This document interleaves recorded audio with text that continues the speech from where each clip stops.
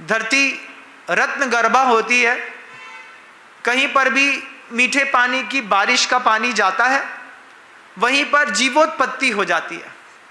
कई साधुओं को इस बात से इतना भय लगता है कि बारिश में हम जंगल कैसे जाएंगे, कैसे वापस लौटेंगे, कीचड़ में पैर रखेंगे, कभी पानी में पैर रखेंगे, जीव की हिंसा विराधना ज़्यादा होगी। बहुत सारे साधु ऐसे हैं हमारे संघ में। पूज्य गुरुदेव निर्यापक श्रमण मुनि श्री योग सागर जी महाराज, पूरे चातुर्मास में जब मैं उनके साथ था तो वे पूरे चातुर्मास की स्थापना करते थे, बेला से निष्ठापन करते थे, बेला से, और एक आहार एक उपवास के साथ ही उनका पूरा चातुर्मास संपन्न होता था। उनसे पूछा कि आप ऐसा क्यों करते हैं?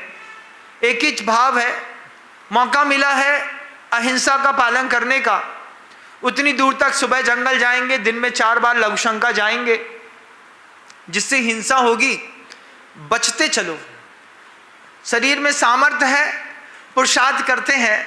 ऐसे ही मुनि श्री चंदप्रभ सागर जी महाराज, मुनि श्री विनीत सागर जी महाराज, जिनकी साधना चातुर्मास में विशेष रूप से दर्शनीय रहती है। एक आहार एक उपवास, 2 आहार एक उपवास, बिल्कुल सहज जीवन है। हजारों उपवास करके अपनी काया को उस अंतराय कर्म से मुक्त करने का साधक इसी चातुर्मास में प्रयास करता है। बंधुओं, ये चातुर्मास मुख्य तो अहिंसा को लेकर के है। बारिश का पानी जहां पर उम्मीद नहीं है वहां पर भी जीव की उत्पत्ति कर देता है।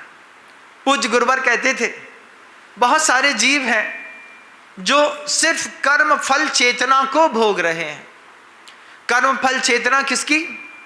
स्थावर काय में जो जीव होते हैं, पृथ्वी कायिक, अग्नि कायिक, जल कायिक, वायु कायिक और वनस्पति कायिक जो जीव होते हैं, जिनमें नवीन कर्म करने का सामर्थ्य नहीं है, लेकिन कर्म के उदय से सिर्फ कर्म फल को भोग रहे हैं, ऐसे जीवों की अनंत उत्पत्ति इस चातुर्मास में होती है।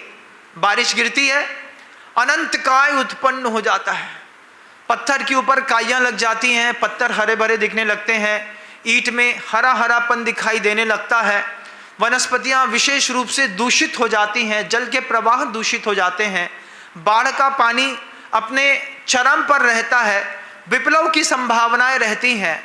इसलिए साधु एक स्थान पर योग अनुकूल देख करके, जहां उसे प्रासुक भूमि जंगल जाने को भी मिल जाए, जहां पर श्रावक व्यवस्थित नियंत्रित हों, आवास में आवागमन की सुविधा निश्चित रूप से बनी रहे, जीव जंतु किसी भी प्रोमाइसिस में ज़्यादा उत्पन्न ना होते हों, ज़्यादा चीटी चीटा ना निकलते हों, ऐसे स्थान का चयन करके मुनिराज चातुर्मास की स्थापना कर लेते हैं।